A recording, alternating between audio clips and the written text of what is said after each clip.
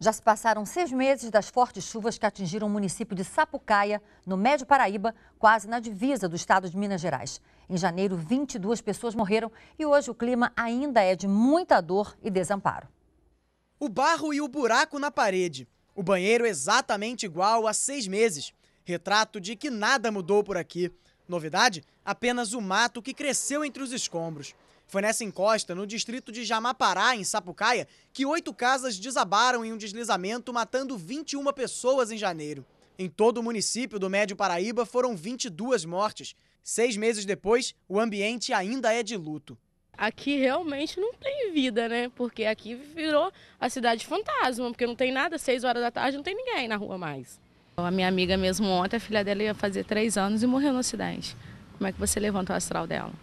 5 vítimas do deslizamento moravam nessa casa, todas da mesma família. A história dessas pessoas chamou a atenção na época da tragédia, porque no momento em que elas começaram a escutar os estalos na encosta, elas foram buscar refúgio no Fusca da família, que ficava parado exatamente aqui nesta rua. 6 meses depois, a situação é a mesma. A casa ainda está de pé, a estrutura comprometida. Dentro dela ficaram os pertences. São sapatos, chinelos, roupas, colchões, tudo deixado para trás. Dona Margarida perdeu a casa e 7 familiares. Aos 75 anos, ainda tenta se recuperar. Então foi muito triste para mim. Eu só estou vivendo mesmo pela amizade pelos meus amigos, que eu tenho muita amizade mesmo. E pela fé que eu tenho em Deus, porque senão eu não aguentaria. Foram quase 900 desalojados e desabrigados. Muitos ficaram neste CIEP, como Dona Persiliana, uma das 271 pessoas que recebem o aluguel social de R$ 400 pago pela Prefeitura e pelo Estado. Depois é que nós conseguimos uma casa. E a senhora paga quanto nessa casa? 550. Mais do que o aluguel social te paga? Mais do que o aluguel social. É complicada a situação? É complicado.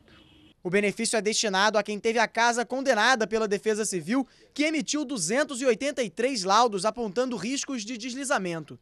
Uma das medidas propostas aqui para Sapucaia é a instalação de sirenes que alertam os moradores para que deixem as casas em áreas de risco em situações de emergência, como acontece em algumas comunidades do Rio. Um levantamento preliminar feito em janeiro pelo Departamento de Recursos Minerais do Estado, a chamada Carta de Risco, apontou 11 áreas com possibilidade iminente de deslizamento e 102 casas ameaçadas só aqui no distrito de Jamapará. Um novo mapeamento geológico deve começar ainda em julho, 6 meses depois da tragédia, e não tem data para ser concluído. Com a carta de risco na mão, a gente vai bater em cima disso aí para não deixar haver mais construção nessas áreas. Evidente, a Prefeitura não tem um corpo técnico para fazer esse acompanhamento para o resto daqui para frente. Segundo a Prefeitura de Sapucaia, na semana passada, o Ministério das Cidades liberou a construção de 168 casas populares neste terreno, financiadas pela Caixa Econômica Federal. Neste outro espaço, outras 64 unidades do governo do estado estão em fase final, mas ainda não tem data para serem entregues.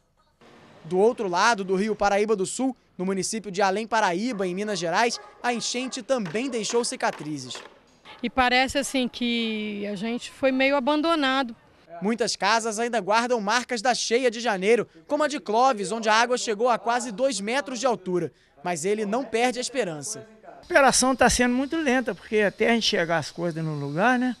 Tá um pouco difícil, mas se Deus quiser nós vamos chegar lá.